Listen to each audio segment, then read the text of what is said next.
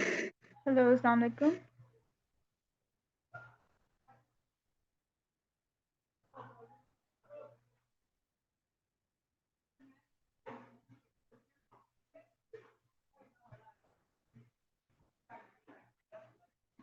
Hello, can you hear me? Hello, वालेकुम अस्सलाम। जी, मेरी आवाज़ आ रही है क्लियर? जी जी, बिल्कुल आ रही है। Okay, I share the screen now.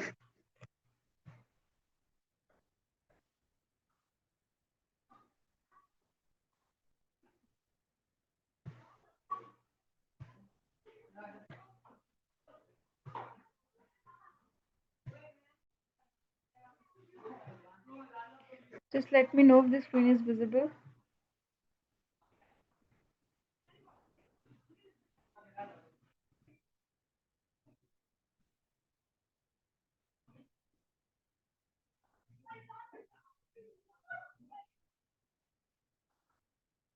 Can you see the screen?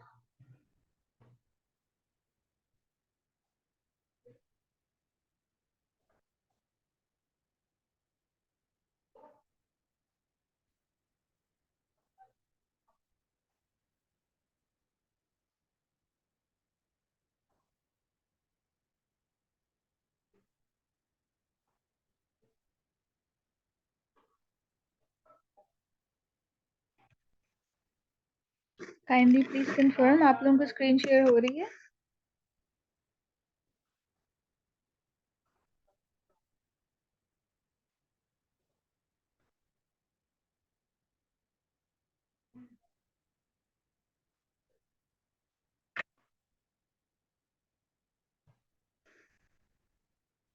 Okay, Assalamu alaikum. My name is Sayyida Huria Batul and I'll be teaching you bioinformatics course, Introduction to Bioinformatics basically. अच्छा, what is bioinformatics? अच्छा, ये जो है course start करने से पहले let me introduce myself in detail. I am Syeda Huriya Batool and I have done my bachelors degree in bioinformatics from COMSATS university Islamabad and I am also doing my masters in the same degree from Comsets University Islamabad. So I have really great grip on bioinformatics. That's why I'm teaching this course. So let's start with what is bioinformatics. Bioinformatics is the use of computer science and data analysis to gain insights from biological data. For example, जितने भी biological living organisms का data है, जैसे DNA है, RNA है, proteins हैं, ये जो जो भी चीज़ें हैं, इनके अंदर से जो इंफॉर्मेशन है, स्पेसिफिक इंफॉर्मेशन को एक्सट्रैक्ट करना through computers is basically known as bioinformatics. It helps scientists study DNA, proteins, and other biological molecules, understand their functions, and uncover patterns and relationships that can lead to discoveries in genetics, medicines, and other life sciences. जैसे for example किसी का भी DNA या किसी भी protein के अंदर अगर वो चीज़ डिजीज कॉज कर रही है, we can analyse that and we can prepare possible solutions. जैसे फॉर एग्जांपल कैंसर है, कैंसर में if you guys know about that कि कैंसर की एक ऐसी प्रोटीन p53 एक जीन होती है जो कि टर्न ऑन या ऑफ हो तो उससे कैंसर कॉजिंग जो है ना होती है. तो बायोइन्फॉर्मेटिक्स के थ्रू हम वो प्रॉपर एरियाज को टारगेट कर सकते हैं, हम ड्रग्स बना सकते हैं डिफरेंट. तो इस लिहाज से ये फील्ड बहुत इंपॉर्टेंट है. इसको शॉर्ट वर्डिंग में आप ऐसे कह सकते हैं कि बायोलॉजिस्ट अगर कंप्यूटर्स यूज करना स्टार्ट कर दे तो they can develop a new field called the bioinformatics. And now, what are the applications of bioinformatics? In which fields basically bioinformatics is used? First of all DNA sequence analysis के अंदर use होती है ये. Bioinformatics tools हम use करते हैं genomic data को. जैसे यू गाइस नो कि डीएनए जो है ह्यूमन या और ऑर्गेनिजम्स का, it's very very heavy data. अगर ह्यूमन की बात करें तो ऑलमोस्ट 2 GB का जो डाटा है वो डीएनए उस पर मुश्तमिल होता है. तो उस डाटा को मैनुअली डील करना, मैनुअली एनालाइज करना बहुत ज़्यादा मुश्किल होता है. इसीलिए हम डिफरेंट बायोइन्फॉर्मेटिक्स के डिफरेंट टूल्स हैं, सॉफ्टवेयर्स हैं जिनको हम यूज़ करते हैं और हम स्पेसिफिक इंफॉर्मेशन निकाल सकते हैं डीएनए के अंदर से with in a matter of minutes. जो काम मैनुअली आपको डेज लगता है, मंथ्स लगता है करने में, with bioinformatics tools you can do that in few minutes or even few hours. Second application है प्रोटीन एनालिसिस के अंदर। प्रोटीन्स, जैसे कि आप लोगों को पता होगा कि इंटीग्रल पार्ट होता है एक ह्यूमन बॉडी का। Without proteins we cannot survive. एक सेंट्रल पार्ट होता है जिससे हम लोग नरिशमेंट वगैरह भी लेते हैं, और बहुत ज़्यादा इंपॉर्टेंट एक चीज़ है। बायोइन्फॉर्मेटिक्स टूल्स हेल्प करते हैं हम प्रोटीन के डाटा को एनालाइज करें, जिसके अंदर मास स्पेक्ट्रोमेट्री का डाटा भी आता है, माइक्रो आरए एनालिसिस आते हैं, आरएनए एनालिसिस, ये सारी चीज़ें आती हैं। तो प्रोटीन्स के अंदर से स्पेसिफिक अगर इंफॉर्मेशन आपने एक्सट्रैक्ट करनी है, स्पेसिफिक पार्ट देखना है कि ये प्रोटीन क्या फंक्शन बॉडी के अंदर परफॉर्म कर रही है, और अगर इस प्रोटीन के अंदर ये चेंजेस आ जाती हैं तो ये बॉडी के ऊपर क्या इफेक्ट करेंगी, इसको बेसिकली हम एनालाइज जब हम टूल्स के थ्रू करते हैं तो ये प्रोटीन एनालिसिस में आता है। थर्ड एप्लीकेशन है ड्रग डिजाइनिंग के अंदर। आज जो है काफ़ी ज़्यादा एडवांस हो चुकी है ड्रग डिजाइनिंग इंडस्ट्री, और बहुत सारी डिजीजेस ऐसी हैं जिनकी ड्रग्स जो है वो बन चुकी है, और इवन जो है काम इसके ऊपर हो रहा है। Bioinformatic tools are crucial in this field to understand how an individual's genetic makeup influences their response to drugs. अच्छा, अब हर इंसान का जो जेनेटिक मेकअप है वो एक दूसरे से डिफरेंट होता है। जैसे मेरा जेनेटिक मेकअप मेरी जो दोस्त है उससे बहुत डिफरेंट होगा। तो जो ड्रग मेरे ऊपर सर्टेन इफेक्ट कर रही है, मेरी फ्रेंड के ऊपर वो इफेक्ट वैसे नहीं करेगी जैसे वो मेरे ऊपर कर रही है। जैसे फॉर एग्जांपल मैं कोई मेडिसिन ले रही हूँ, कोई पेन किलर ले रही हूँ, और उसके साइड इफेक्ट्स में मुझे नौजिया हो रहा है, ठीक है, तो इट्स नॉट नेसेसरी कि मेरी फ्रेंड को भी वो स्पेसिफिकली वही सिम्टम्स शो हो, बिकॉज उनका जेनेटिक मेकअप मेरे से डिफरेंट है। मे बी मेरे जेनेटिक मेकअप में ऐसी चीज हो जिसकी वजह से मुझे छोटी सी चीज ट्रिगर करती है और वो मुझे नॉशियस कर रही है, लेकिन मेरी फ्रेंड के अंदर वो चीज ना प्रेजेंट हो जिसकी वजह से वो जो है वो नॉर्मली उनके ऊपर कोई साइड इफेक्ट्स शो नहीं हो रहे। तो इस चीज में हम ये देखते हैं कि सर्टेन ड्रग जो है वो डिफरेंट जेनेटिक मेकअप के लोगों के ऊपर कैसे कैसे इफेक्ट करती है, और हम कैसे इसको और ज्यादा इम्प्रूव कर सकते हैं। Okay, next, what is DNA. अब पीछे जो मैंने आपको इतनी रट्टी रटाई कहानी बताई, डीएनए क्या है, डीएनए है प्रोटीन्स हैं, ड्रग्स हैं, ये वो डीएनए बेसिकली है क्या चीज। DNA stands for deoxyribonucleic acid, और ये एक मॉलिक्यूल होता है which carries genetic instructions for the development, functioning, growth and reproduction of all living organisms and many viruses. Viruses, bacteria, humans, mammals, इन सब के अंदर जो जेनेटिक इंस्ट्रक्शंस कैरी आउट कर रहा है, जैसे फॉर एग्जांपल हमारे जेनेटिक इंस्ट्रक्शंस में ये चीज़ होती है कि जो हमारी ऑनवर्ड जनरेशन है उनका आई कलर कैसा होगा, उनका हेयर कलर कैसा होगा, स्किन कलर कैसा होगा, हाइट कितनी होगी, और उनमें कोई डिजीज होगा, जेनेटिक डिजीज होगा, जैसे फॉर एग्जांपल डायबिटीज है, जैसे आईसाइट इश्यूज हैं, ये चीज हमारी नेक्स्ट जनरेशन में होगी या नहीं होगी, ये अगर हम, ये चीजें सारी जो है वो डीएनए कैरी आउट करता है, ग्रोथ के अंदर हेल्प करता है, और इवन रिप्रोडक्शन के से रिलेटेड भी जो इंफॉर्मेशन है वो डीएनए के अंदर प्रेजेंट होती है। It is often referred to as the molecule of life. Molecule of life भी कैसे कहते हैं इसको, क्योंकि ये एक फंडामेंटल पार्ट है। डीएनए सारी इंफॉर्मेशन कैरी आउट करता है, ह्यूमन बॉडी के अंदर जितनी भी चीजें प्रोसेसेस हो रहे होते हैं सारी इंफॉर्मेशन उस डीएनए के अंदर एक कंपैक्ट स्ट्रक्चर के अंदर मौजूद होती है, क्योंकि इसका बहुत इंटीग्रल रोल होता है हमारी बॉडी के अंदर। ओके, अब डीएनए का स्ट्रक्चर बेसिकली है कैसा। डीएनए का जो स्ट्रक्चर है ना, that is like a twisted ladder, जिसको हम डबल हीलिक्स भी कहते हैं। You can see it on the left side, यहाँ पे आपको डीएनए का स्ट्रक्चर नजर आ रहा होगा।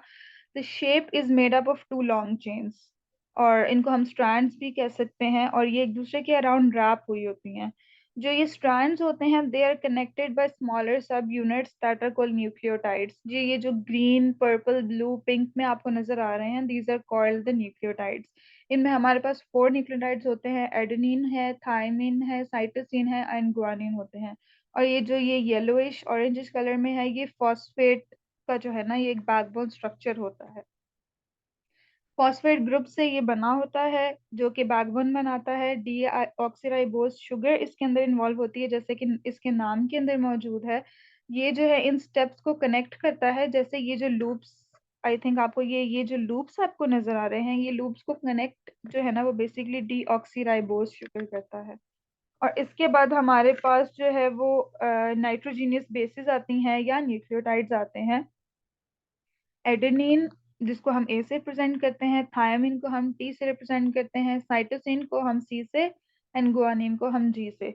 अब ये जो बॉन्डिंग बनती है, एडेनिन और थायमिन आपस में बॉन्ड करते हैं जिनके अंदर ट्रिपल बॉन्ड बनता है, 3 बॉन्ड्स बनते हैं। और साइटोसिन और गुआनिन आपस में बॉन्ड करती है जिनके अंदर डबल बॉन्ड बनता है। और उसी तरह से ये डीएनए का जो स्ट्रक्चर है ना, ये कम्पैक्ट स्ट्रक्चर रहता है। एडेनिन और थायमिन आपस में कनेक्टेड हैं, साइटोसिन और गुआनिन आपस में कनेक्टेड हैं, और फॉस्फेट बैकबोन को जो वो स्ट्रक्चर कनेक्ट कर रहा है वो डीऑक्सीराइबोज शुगर होती है हमारे पास। अच्छा, नेक्स्ट पे है RNA. Deoxyribose nucleic acid, DNA की हमने बात कर ली। अब आरएनए हमारी बॉडी के अंदर क्या काम करता है, ये क्या चीज होती है। RNA is called as ribonucleic acid। DNA deoxyribonucleic था, RNA राइबोन्यूक्लिक एसिड है। और ये एक ऐसा बायोलॉजिकल मॉलिक्यूल है जो कि ट्रांसमिशन ऑफ जेनेटिक इंफॉर्मेशन के अंदर एक क्रूशियल रोल प्ले करता है, और सेलुलर प्रोसेसेस के अंदर भी ये डीएनए से बहुत क्लोजली रिलेटेड होता है, ठीक है। और ये हमारी जो जेनेटिक इंफॉर्मेशन की ट्रांसमिशन है, हमारे बॉडी पार्ट्स को जो ट्रांसमिशन कर रहा है, प्रोटीन्स की ट्रांसमिशन कर रहा है, ये काम आरएनए का होता है। ये इट सर्व्स एज अ की player in protein synthesis. Basically इसका जो मेन फंक्शन होता है वो प्रोटीन की सिंथेसिस के अंदर होता है। प्रोटीन को सिंथेसाइज करता है, जेनेटिक इंफॉर्मेशन लेकर जाता है राइबोसोम्स के पास, और राइबोसोम्स आगे प्रोटीन्स की सिंथेसिस करते हैं। और बाकी और भी इंपॉर्टेंट फंक्शंस होते हैं इसके सेल के अंदर। अब अगर हम आरएनए का स्ट्रक्चर देखें तो डीएनए के रिस्पेक्ट में आरएनए जो है वो सिंगल, मतलब उसका एक ही हीलिक्स होता है, जस्ट वन स्ट्रैंड होता है। और ये एक लॉन्ग चेन में होता है rather than a ladder, because एक ही चेन है उसकी। और इसके अंदर राइबोन्यूक्लिक एसिड है, इससे राइबोन्यूक्लिक एसिड बनता है, और ये इंस्ट्रक्शंस लेकर जाता है डीएनए से राइबोसोम्स तक, फिर उसके बाद हमारे पास प्रोटीन्स बनती हैं। अब डीएनए और आरएनए में बेसिक डिफरेंस क्या है कि डीएनए हमारे पास जो है वो डबल स्ट्रैंडेड होता है, और आरएनए हमारे पास जो होता है वो सिंगल स्ट्रैंडेड होता है। तो सेकेंड डिफरेंस है उसके अंदर, वो ये है कि डीएनए के अंदर डीऑक्सीराइबोज शुगर होती है, और लाइक उसके अंदर से ऑक्सीजन जो है वो रिमूव्ड होता है। और जो आरएनए है उसके अंदर हमारे पास राइबोज शुगर होती है। और जो थर्ड डिफरेंस है वो न्यूक्लियोटाइड्स में है, नाइट्रोजिनस बेसिस के अंदर है। वो हमारे पास ये डिफरेंस है कि जो थायमीन है, थायमीन की जगह हमारे पास उसके रिप्लेसमेंट में यूरासिल का मॉलिक्यूल मौजूद होता है आरएनए के अंदर। तो इसी तरह जो थायमीन है उसके ऑपोजिट में हमारे पास थायमीन प्रेजेंट नहीं होता आरएनए के अंदर, उसकी जगह यूरासिल प्रेजेंट होता है। अच्छा, नेक्स्ट है हमारे पास टाइप्स ऑफ आरएनए। अब डीएनए हमारे पास सिर्फ एक ही टाइप का होता है, बट आरएनए की हमारे पास 3 डिफरेंट टाइप्स होती हैं। सबसे पहले मैसेंजर आरएनए होता है। ये जो इसकी टाइप्स हैं ये इसकी फंक्शनैलिटी की बेसिस पे बनाई गई हैं। मैसेंजर आरएनए क्या करता है, जेनेटिक इंफॉर्मेशन लेता है डीएनए से और सेल न्यूक्लियस के अंदर से, और ये लेकर जाता है राइबोसोम्स तक। राइबोसोम्स तक जब इंफॉर्मेशन लेकर जाता है तो इस इंफॉर्मेशन को यूज करके प्रोटीन्स सिंथेसाइज होती हैं हमारी बॉडी के अंदर। नेक्स्ट है हमारे पास राइबोसोमल आरएनए। राइबोसोमल आरएनए जो है ना वो राइबोसोम्स के अंदर प्रेजेंट होता है, और ये जो है वो सेलुलर स्ट्रक्चर ऐसा है जो कि प्रोटीन की सिंथेसिस करने में हेल्प करता है। मैसेंजर आरएनए सिर्फ इंफॉर्मेशन कैरी करता है राइबोसोम्स तक कि ये इस तरह से आपने प्रोटीन को सिंथेसाइज करना है। बट जो राइबोसोमल आरएनए है वो बेसिकली राइबोसोम्स के साथ मिलकर उस प्रोटीन को सिंथेसाइज करवाता है। उसके बाद हमारे पास नेक्स्ट है ट्रांसफर आरएनए। ट्रांसफर आरएनए जो है ना वो मैसेंजर आरएनए को प्रोटीन्स के अंदर ट्रांसलेट करता है। जैसे मैसेंजर आरएनए एक मैसेज लेकर आ रहा है, राइबोसोमल आरएनए उसकी सिंथेसिस में हेल्प करता है, और जो ट्रांसफर आरएनए है वो बेसिकली मैसेंजर आरएनए की प्रोटीन्स के अंदर कन्वर्जन करता है। ट्रांसफर आरएनए जो है वो स्पेसिफिक अमाइनो एसिड्स लेकर आता है, बिकॉज जो प्रोटीन्स हैं वो अमाइनो एसिड से मिलकर बनी होती हैं। वो स्पेसिफिक अमाइनो एसिड लेकर आता है राइबोसोम्स के पास।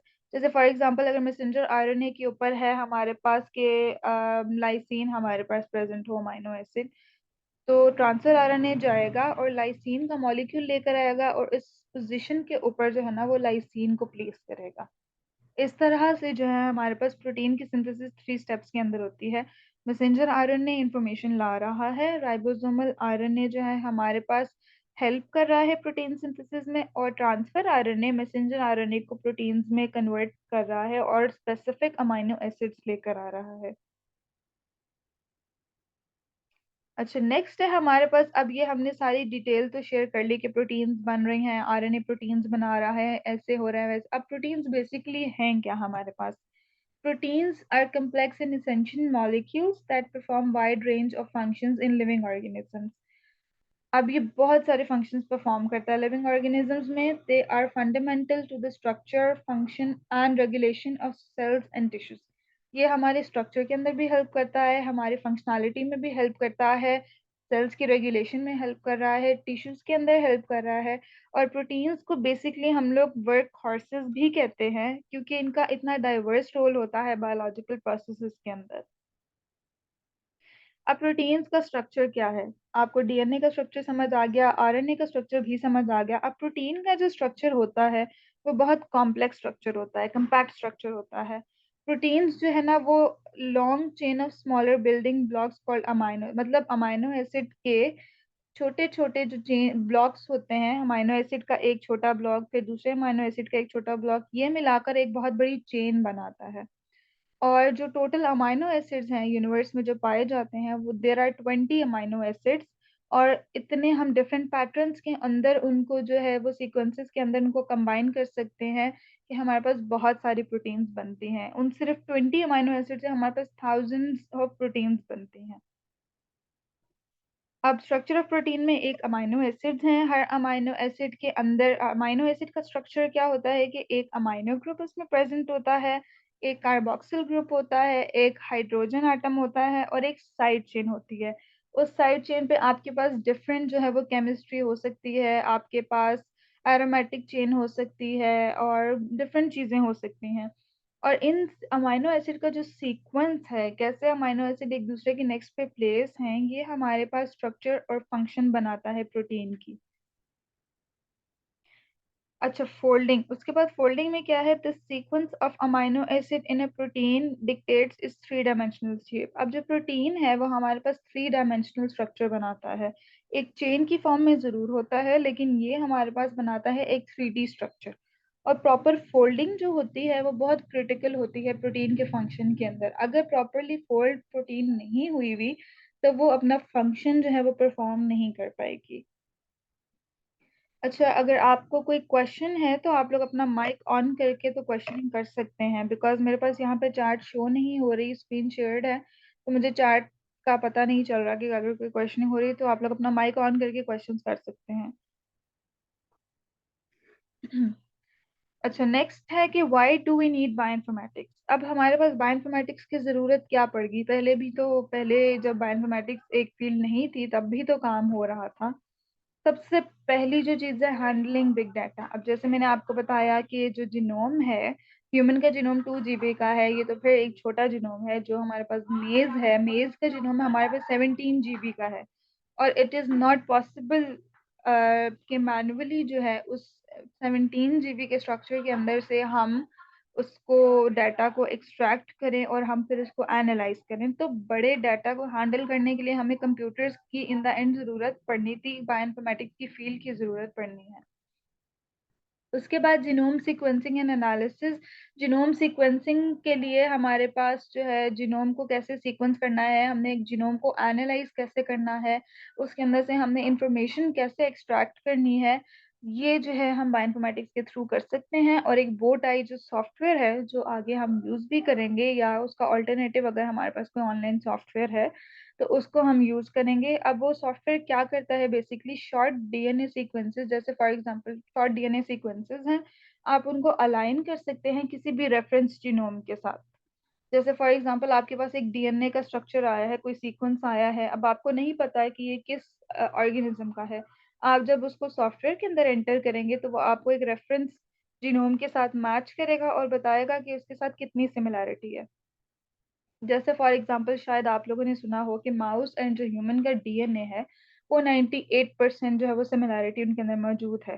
For example if you have a DNA sequence of mouse, you can align it with human genome, और उसके अंदर आपको 98% सिमिलैरिटी नजर आएगी। ठीक है, आप शॉर्ट शॉर्ट मतलब दो डिफरेंट ऑर्गेनिजम्स के डीएनए को आप जो है कैसे कंपेयर कर सकते हैं, जीनोम सीक्वेंसिंग एंड एनालिसिस के थ्रू। नेक्स्ट है हमारे पास फंक्शनल एनोटेशन। फंक्शनल एनोटेशन जो है हमारे पास, इसमें क्या होता है कि हम सीक्वेंसेस सॉफ्टवेयर को देते हैं और वो हमें उससे रिलेटेड, जो उससे करीब करीब होते हैं, वो हमें वो बताए। जैसे फॉर एग्जांपल आपके पास एक सीक्वेंस है, या फॉर एग्जांपल एक प्रोटीन है, आपको नहीं पता वो प्रोटीन क्या फंक्शन परफॉर्म कर रही है ह्यूमंस के अंदर। आप जब उसके लिए सॉफ्टवेयर यूज करते हैं, जो कि बेसिकली ब्लास्ट एक सॉफ्टवेयर है, वो यूज होता है। अगर आप ब्लास्ट के अंदर उस प्रोटीन सीक्वेंस को ऐड करते हैं, तो ब्लास्ट आपको ये बताएगा कि ये डिफरेंट ऑर्गेनिजम्स की लिस्ट बताएगा, जैसे ह्यूमन है, माउस है, रैट है, और मेज है, सोयाबीन है। इनके अंदर ये जो सीक्वेंस है ये किस तरह की फंक्शनैलिटी परफॉर्म कर रहा है। जैसे फॉर एग्जांपल ह्यूमन के अंदर कोई जो प्रोटीन है, वो हमारे पास फंक्शन परफॉर्म कर रही है हेयर ग्रोथ का। ठीक है, अब हमें नहीं पता कि माउस के अंदर वो जीन क्या फंक्शन परफॉर्म कर रही है। हम जब उसको मैच करेंगे, अब वो ये बताएगा कि ह्यूमन के अंदर तो इस प्रोटीन ने ये फंक्शन परफॉर्म किया है। तो चूंकि ह्यूमन और माउस 98% सिमिलर हैं एक दूसरे से, तो मोस्ट प्रोबेबली माउस के अंदर भी जो ये जो सीक्वेंस है वो सेम फंक्शन ही परफॉर्म कर रहा होगा। तो इस तरह से हम एक प्रोटीन के फंक्शन का अंदाजा लगा सकते हैं। नेक्स्ट है हमारे पास protein structure and function. Again वही बात है कि प्रोटीन का स्ट्रक्चर है वो कैसे प्रिडिक्ट करना है। हम एक सीक्वेंस दे रहे हैं, जो स्विस मॉडल टूल इसके अंदर यूज होता है। स्विस मॉडल टूल को हम लीनियर स्ट्रक्चर देंगे, प्रोटीन का लीनियर स्ट्रक्चर मतलब लाइन बाय लाइन, जैसे बीड्स की फॉर्म में एक स्ट्रक्चर होता है, हम वो उसमें एंटर करेंगे। और वो होमोलॉजी मॉडलिंग का मतलब ये होता है कि सिमिलैरिटी की बेस पे, जैसे अगर हम ह्यूमन का एक सीक्वेंस दे रहे हैं उसको, सॉफ्टवेयर को, तो वो जाके अपनी जो है अपनी डेटाबेस है उसमें जाके चेक करेगा कि ये जो है इस तरह का सीक्वेंस माउस के अंदर भी प्रेजेंट है, और माउस के अंदर इसका इस तरह से स्ट्रक्चर बना हुआ है। तो क्योंकि ये दोनों एक दूसरे से 98% सिमिलर हैं, तो ह्यूमन जो आपने क्यूरी एंटर किया है, जो आपने सीक्वेंस एंटर किया है, उसका स्ट्रक्चर भी ऐसे ही बनेगा। तो इस तरह से जो ये सॉफ्टवेयर हैं ये हमारे पास स्ट्रक्चर की प्रिडिक्शन करते हैं। नेक्स्ट है हमारे पास कंपैरेटिव जिनोमिक्स। अब हमने दो जिनोम्स को कंपेयर करना है, उसके लिए हमारे पास फाइमल यूज होता है। इसके अंदर हम फाइलोजेनेटिक एनालिसिस या फाइलोजेनेटिक ट्रीज का मतलब क्या है। जैसे फॉर एग्जांपल शजरा होता है, जैसे आपके पेरेंट्स के पास पढ़ा होगा, शजरा होता है कि आपके ग्रैंड पेरेंट्स कौन थे, उसके बाद आपके फादर का नाम, फिर आपका नाम, या ग्रैंड पेरेंट्स के ग्रैंड पेरेंट्स का नाम, इस तरह से जो लीनिएज बनता आता है उसको हम फाइलोजेनी कहते हैं। तो फाइलोजेनेटिक ट्री में हमें ये पता चलता है कि कौन से ऑर्गेनिजम्स एक कॉमन इंसेस्टर या एक कॉमन, जो कि इजी वर्डिंग में ग्रैंड पेरेंट से जो अराइज हो रहे हैं उनको। जैसे फॉर एग्जांपल ह्यूमन, जैसे मैंने अभी आपको एग्जांपल दी, ह्यूमन और माउस की एग्जांपल दी, तो फाइलोजेनेटिक ट्री ये चीज हमें बता रही है कि ह्यूमन, माउस, रैट, इनका जो सीक्वेंस है ये सिमिलर है बहुत ज्यादा। तो ये मोस्ट प्रोबेबली एक ही एंसेस्टर से ओरिजिनेट हुए हुए हैं। एंड अगेन फाइलोजेनेटिक्स के लिए हमारे पास एक मेगा का सॉफ्टवेयर यूज होता है। इसके अंदर हमारे पास एवोल्यूशनरी एनालिसिस होता है कि मतलब किस पॉइंट पे कहाँ पे ऑर्गेनिज्म जो है वो एवोल्यूशन हुई है, और कहाँ पे, जैसे फॉर एग्जांपल पहले टेल बोन होती थी, उसके बाद फिर एवोल्यूशन हुई और टेल बोन खत्म होना शुरू हुई। इस तरह से डिफरेंट ऑर्गेनिज्म के अंदर जो हो रही होती है ये चीज हम फाइलोजेनेटिक्स के थ्रू एनालाइज कर सकते हैं और एक ट्री बिल्ड कर सकते हैं जिससे हमें पता चल सकता है। और फाइलोजेनेटिक बेसिकली हम नॉर्मली भी ऐसे यूज कर सकते हैं, जो जैसे हम डीएनए टेस्टिंग करवा रहे होते हैं डिफरेंट पेशेंट्स की, उस चीज में फाइलोजेनी ही यूज हो रही होती है कि इनके ग्रैंड पेरेंट्स हैं, ये हैं, वो हैं। और जो डिजीजेस, जेनेटिक की डिजीजेस होती हैं, वो भी हम ऐसे, जैसे फॉर एग्जांपल एक पेशेंट को डायबिटीज है, तो डॉक्टर्स उनसे ये पूछते हैं नेक्स्ट क्वेश्चन में कि आपकी फैमिली में किसी को डायबिटीज है या नहीं। तो वो ये डिटरमिन करते हैं कि चूंकि इनकी फैमिली में डायबिटिक कंडीशन है, तो मोस्ट प्रोबेबली आपको भी ये कंडीशन हो सकती है। तो इसलिए ये एक डेली लाइफ के अंदर डॉक्टर्स जो है वो इस इंफॉर्मेशन को यूज करते हैं। नेक्स्ट है हमारे पास drug discovery and personalised medicine. Drug discovery के अंदर हम ऑटोडॉक जो है एक सॉफ्टवेयर, उसको यूज करते हैं, और उसके अंदर हम प्रोटीन और लिगेंड, जो लिगेंड मॉलिक्यूल होता है, जो सबस्ट्रेट होता है, वो कैसे इंटरैक्ट करके हमारे पास एक ड्रग बनाते हैं, और कैसे जाके वो हमारी बॉडी के ऊपर एक्ट करती है। ये सारी चीजें हम ड्रग डिस्कवरी और पर्सनलाइज मेडिसिन के अंदर पढ़ते हैं। नेक्स्ट है हमारे पास मेटाजेनोमिक्स। सॉरी,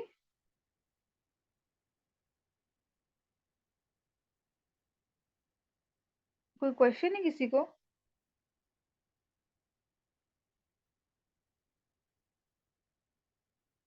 अच्छा, नेक्स्ट है हमारे पास मेटाजेनोमिक्स। मेटाजेनोमिक्स के अंदर हम क्या पढ़ते हैं कि माइक्रो ऑर्गेनिज्म, माइक्रोबियल स्ट्रक्चर्स का पढ़ते हैं, बैक्टीरिया का, वायरसेस का, इन माइक्रो ऑर्गेनिजम्स का हम पढ़ते हैं।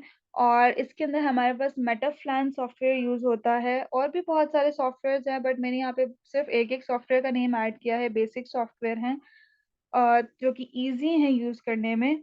तो ये जो है वो माइक्रोबियल कंपोजिशंस बताता है, मेटाजेनोमिक सीक्वेंसिंग के अंदर माइक्रोबियल कंपोजिशंस बताएगा हमें, ठीक है।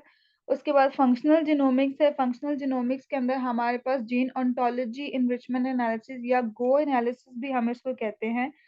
उसके अंदर हमारे पास डेविड और गोस्टैट्स टूल्स यूज होते हैं, जो कि हमारे पास किसी एक स्पेसिफिक जीन, जो जीन है हमारे पास, उसके फंक्शंस को प्रिडिक्ट करता है, उसके फंक्शंस को बताता है कि ये जीन इस ऑर्गेनिज्म के अंदर ये फंक्शन परफॉर्म कर रही है, और इस ऑर्गेनिज्म के अंदर ये फंक्शन परफॉर्म कर रही है। ये इंफॉर्मेशन हमारे पास यहाँ से मिलती है। फिर हमारे पास स्ट्रक्चरल बायोलॉजी के अंदर यूज होती है बायोइन्फॉर्मेटिक्स, बायोलॉजिकल नेटवर्क एनालिसिस के अंदर यूज होती है, और एपिडेमियोलॉजी के अंदर भी बायोइन्फॉर्मेटिक्स का बहुत इंपॉर्टेंट रोल है। बायोइन्फॉर्मेटिक्स बेसिकली बहुत सारी जो बायोलॉजिकल फील्ड्स हैं उनको कवर करती है, हर फील्ड के अंदर। इवन प्लांट साइंसेज की जो फील्ड हैं उनमें भी बायोइन्फॉर्मेटिक्स यूज हो रही है। एपिडेमोलॉजी की फील्ड है, उसमें भी यूज हो रही है। बहुत सारी फील्ड्स ऐसी हैं बायोलॉजी की जो कि बायोइन्फॉर्मेटिक्स से हेल्प मांगती हैं इन चीजों के अंदर, अपने डाटा एनालिसिस के अंदर। अच्छा, नेक्स्ट है हमारे पास introduction to databases and data formats. अब बायोइन्फॉर्मेटिक्स के अंदर बेसिकली हम कंप्यूटर्स के ऊपर काम कर रहे हैं। तो कंप्यूटर्स के अंदर अब हम इतना ज्यादा डाटा है, तो हमें वो डाटा सेव भी करवाना है कहीं पे। तो उस डाटा को सेव कराने के लिए हमारे पास डिफरेंट डाटाबेसेस होती हैं, और फिर हम डाटा को किस तरह से स्टोर कराएं वहां पे, उसके लिए हमारे पास डिफरेंट डाटा फॉर्मेट्स होते हैं। डाटाबेस बेसिकली क्या होती है? Databases are organised collection of biological, organized collections of biological data that are stored in a structured and accessible manner। एक database होती है, जैसे एक बॉक्स है, उसके अंदर आपने ऑर्डर वाइज इंफॉर्मेशन स्टोर की होती है, वो बेसिकली हमारे पास database होती है।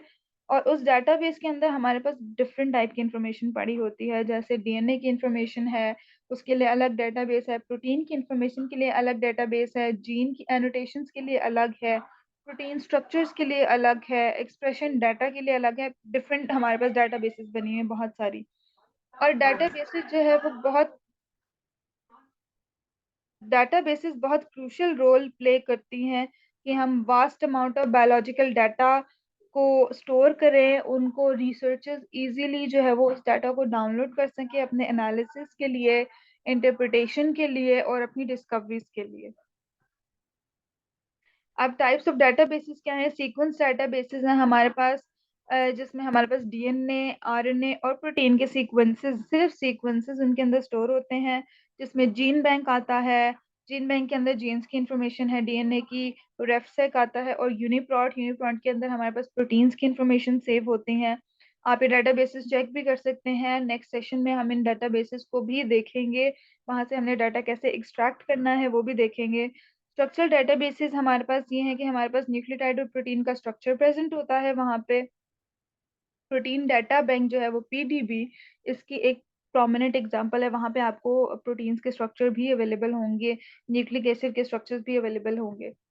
नेक्स्ट है हमारे पास जिनोमिक डेटाबेसेस, जिसके अंदर हमारे पास जिनोम सीक्वेंसेस सेव होते हैं, जिनोमिक एनोटेशन सेव होती हैं डिफरेंट ऑर्गेनिजम्स की। जिसमें हमारे पास इंसेम्बल आता है, यूसीएससी जिनोम ब्राउजर आता है, और ये इंसेम्बल और UCSC genome browser most popularly use जो है वो डेटाबेसेस हैं, यहाँ से ही मोस्टली लोग डाटा एक्सट्रैक्ट करते हैं। नेक्स्ट है हमारे पास expression databases. Expression databases जो है वो जीन एक्सप्रेशन डाटा जो कि हम डिफरेंट एक्सपेरिमेंट से निकाल रहे हैं, जैसे माइक्रो एरे है, आरएनए-सेक के जो एक्सपेरिमेंट्स है वहां से जो हमारे पास डाटा निकल रहा है वो हमारे पास स्टोर्ड होता है जीन एक्सप्रेशन ओमनीबस, जिसको हम जीईओ भी कहते हैं, जो एक वेल नोन डाटाबेस है, उसके अंदर ये डाटा हमारे पास स्टोर होता है। नेक्स्ट है हमारे पास पाथवे डेटाबेसेस। अब पाथवे डेटाबेसेस के अंदर क्या चीज होती है कि बायोलॉजिकल पाथवेज हमारे पास जो है ना, क्या चीज जो है वो किस चीज में इन्वॉल्व है, सर्टेन चीज कौन से बायोलॉजिकल पाथवे में इन्वॉल्व है, इसके अंदर हमारे पास कैग और रिएक्टोम जो डेटाबेसेस है उसके अंदर ये इंफॉर्मेशन हमारे पास स्टोर्ड होती है। जैसे कौन सी जीन कौन सा बायोलॉजिकल या सेलुलर फंक्शन परफॉर्म कर रही है, कौन से पाथवे में इन्वॉल्व है, वो चीज यूज होती है। फिर मेटाबॉलिक डेटाबेसेस हैं, इसके अंदर हमारे पास मेटाबॉलिक पाथवे की इंफॉर्मेशन होती है, और इसमें हमारे पास मेटासाइक जो है ना एक एग्जांपल है। ये सारी जो डेटाबेसेस मैंने आपको बताए हैं, जिनको जो इनके नेम्स बताए हैं, ये नेक्स्ट सेशन में इंशाल्लाह जो कि नेक्स्ट वीक कंडक्ट होगा उसके अंदर हम ये सारी डेटाबेसेस को इन डिटेल देखेंगे। इन डेटाबेसेस की वेबसाइट्स पे जाएंगे, वहां पे हम इनको एक्सप्लोर करेंगे कि कौन सी चीज क्या क्या रिप्रेजेंट करती है वहां पे। नेक्स्ट है हमारे पास डाटा फॉर्मेट्स हैं। अब डाटा फॉर्मेट्स हमें क्या बताते हैं कि बायोलॉजिकल इंफॉर्मेशन कैसे रिप्रेजेंट हो रही है और कैसे स्टोर हो रही है फाइल्स के अंदर। जैसे फॉर एग्जांपल हमारे पास सीएसवी फॉर्मेट है, टीएसवी फॉर्मेट है जो एक्सेल के फॉर्मेट्स होते हैं, और बहुत सारे नोटपैड में हमारे पास टीएक्सटी फॉर्मेट होता है। ये सारे डिफरेंट एक फॉर्मेट्स हैं एक फाइल के। इसी तरह हमारे पास बायोइनफॉर्मेटिक्स के अंदर भी डाटा फॉर्मेट्स होते हैं। अच्छा, सबसे जो कॉमन है, सबसे पहले एक फास्टा फॉर्मेट होता है। फास्टा फॉर्मेट जो है हमारे पास डीएनए, आरएनए और प्रोटीन के सीक्वेंसेस को एक्सप्लेन करता है, और उनके साथ सीक्वेंस आइडेंटिफायर होता है। अब जो फास्टा फॉर्मेट है उसकी निशानी ये है कि वो ग्रेटर देन के साइन से स्टार्ट होता है, और ग्रेटर देन के साइन के साथ उसके पास आइडेंटिफायर आता है कि ये कौन सा सीक्वेंस है, और नेक्स्ट लाइन में उसका वो एक्चुअल सीक्वेंस प्रेजेंट होता है। जैसे यहाँ पे आपको एग्जांपल में नजर आ रहा होगा, ग्रेटर देन का साइन है और फिर सीक्वेंस की इंफॉर्मेशन है कि सीक्वेंस नंबर 1 है ये, और नेक्स्ट लाइन के ऊपर उसका सीक्वेंस प्रेजेंट है। ठीक है। और नेक्स्ट है हमारे पास जीन बैग फॉर्मेट होता है। जीन बैग फॉर्मेट के अंदर हमारे पास जो है वो एनोटेशंस होती हैं। इसके अंदर हमारे पास फीचर्स फीचर्स क्या है, इसका ओरिजिन कहाँ से है इस जीन का, और ये चीजें होती हैं। नेक्स्ट है हमारे पास FASTQ format. FASTQ format जो होता है वो जिसके अंदर जो डाटा, जिसके अंदर क्वालिटी स्कोर्स मेंशन होते हैं, जो कि हम नेक्स्ट जनरेशन सीक्वेंसिंग के अंदर यूज करते हैं बेसिकली, वो चीज़ रिप्रेजेंट हम फास्ट क्यू फॉर्मेट में करते हैं। और इसकी निशानी ये है कि वो एट द रेट के साइन से स्टार्ट होता है, और उसके अंदर फिर सीक्वेंस आईडी होती है, नेक्स्ट पे उसका सीक्वेंस प्रेजेंट होता है, फिर प्लस का साइन होता है, फिर सीक्वेंस आईडी होती है, फिर सेकंड सीक्वेंस प्रेजेंट होता है। नेक्स्ट हमारे पास पीडीबी फॉर्मेट है। पीडीबी फॉर्मेट जो है वो हमारे पास थ्री डायमेंशनल स्ट्रक्चर बताता है प्रोटीन और न्यूक्लिक एसिड का, और उसके अंदर हम कोऑर्डिनेट्स में जो है वो बात कर रहे होते हैं कि ये कोऑर्डिनेट एक्स एक्सिस पे क्या चीज़ है, वाई एक्सिस पे क्या चीज़ है, इस तरह से हम बात करते हैं। नेक्स्ट है हमारे पास जीटीएफ या जीएफएफ फॉर्मेट। ये जीन एनोटेशंस और स्ट्रक्चरल एनोटेशंस के अंदर जो है वो यूज हो रहा होता है। इसकी एग्जांपल आप लोगों को ये नजर, जीएफएफ फॉर्मेट जेनेरिक फीचर फॉर्मेट होता है। टैब डिलिमिटेड होता है, मतलब उसके अंदर स्पेस होती है, लाइक जैसे क्रोमोसोम की इंफॉर्मेशन है, फिर टैब प्रेस हुआ हुआ है और फिर नेक्स्ट डाटा है, और ये प्रोसेसिंग में बहुत इजी होता है। और मैनी एनोटेशंस, जो एनोटेशंस देख रहे होते हैं वो इस फॉर्मेट को एक्सेप्ट करते हैं, और ये बहुत स्ट्रिक्ट नहीं होता। अब इसके अंदर क्या क्या चीजें हैं, एक रेफरेंस सीक्वेंस होता है कि आपने किस जीनोम के साथ मैप किया हुआ है उसको, फिर एक सोर्स होता है कि सोर्स क्या है, एनोटेशन का टाइप होती है, स्टार्ट कोऑर्डिनेट कौन से कि कहाँ से स्टार्ट हो रहा है, एंड कहाँ पे हो रहा है, उसके बाद स्कोर क्या है, उसका मतलब कितनी सिमिलैरिटी है, पॉजिटिव स्ट्रैंड है मतलब पॉजिटिव स्ट्रैंड है या फिर रिवर्स स्ट्रैंड है, या फिर हमारे पास उसके बाद उसका फ्रेम आता है कि मतलब कौन सा ये कोडिंग सीक्वेंस है, ये नॉन कोडिंग है, और बाकी कमेंट्स वगैरह आते हैं। ये हमारे पास जीएफएफ फॉर्मेट होता है।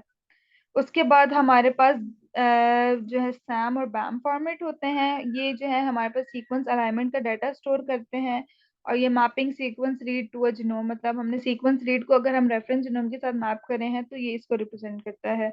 ये आपके पास ये सैम फॉर्मेट है, यहाँ पे हमारे पास क्यूरी या टेम्पलेट का नेम होता है, ठीक है, आईडी जो होती है, उसके बाद उसका फ्लैग होता है हमारे पास। ये सारी चीजें हम बाद में डिटेल में पढ़ेंगे, ये क्या क्या चीज एक एक चीज रिप्रेजेंट करती है। एक हेडर सेक्शन होता है इसका और एक अलाइनमेंट सेक्शन होता है। ये सब कुछ हम नेक्स्ट ऑनवर्ड सेशन में इसकी डिटेल्स पढ़ेंगे।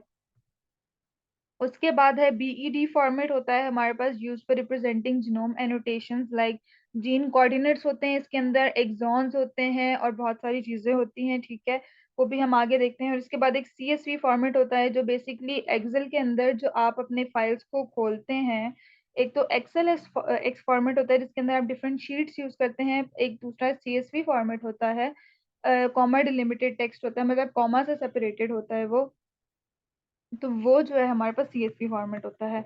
और जो बीईडी फॉर्मेट है उसकी आपके पास ये एग्जांपल है, कि जिसमें क्रोमोसोम है, उसके बाद उसका स्टार्ट है कहाँ से, उसके बाद एंड कहाँ पे हो रहा है, उसका नेम क्या है, उसका स्कोर क्या है और उसका स्ट्रैंड का क्या है, ये चीज उसके अंदर मेंशन होती है। Thank you so much.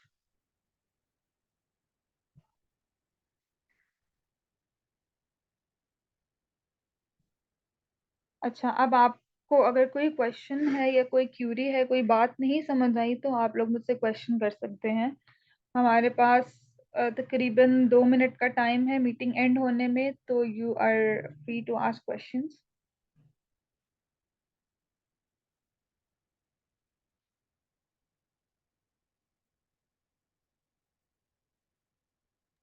Hello. Hello जी। मुझे ये पूछना था कि जीनोम सीक्वेंसिंग एंड एनालिसिस और फंक्शनल एनोटेशन में डिफरेंस क्या है? जीनोम एनालिसिस के अंदर हम जीनोम्स को कंपेयर कर रहे होते हैं कि जैसे फॉर एग्जांपल ह्यूमन और माउस जो है वो उसका जीनोम कितना रिलेटेड है आपस में और कितना मैच कर रहा है, ये हमारे पास जीनोम सीक्वेंसिंग और एनालिसिस होता है। बट जो फंक्शनल एनालिसिस है उसके अंदर हम ये देख रहे होते हैं कि एक ऑर्गेनिज्म के अंदर एक प्रोटीन अगर ये फंक्शन परफॉर्म कर रही है तो दूसरे ऑर्गेनिज्म के अंदर वो प्रोटीन क्या फंक्शन परफॉर्म कर रही है, ये डिफरेंस है उसके अंदर। एक के अंदर हम सिर्फ जीनोम की सिमिलैरिटी देख रहे हैं, उसका एनालिसिस देख रहे हैं, दूसरे के अंदर हम उसकी फंक्शनैलिटी के ऊपर बात कर रहे हैं। Okay. Okay, any other question? No, not for now. Okay, thank you so much for joining in. और आई थिंक सेशन को एंड करते हैं, वैसे भी टाइम कम रह गया है सेशन के एंड होने का, तो आई होप कि ये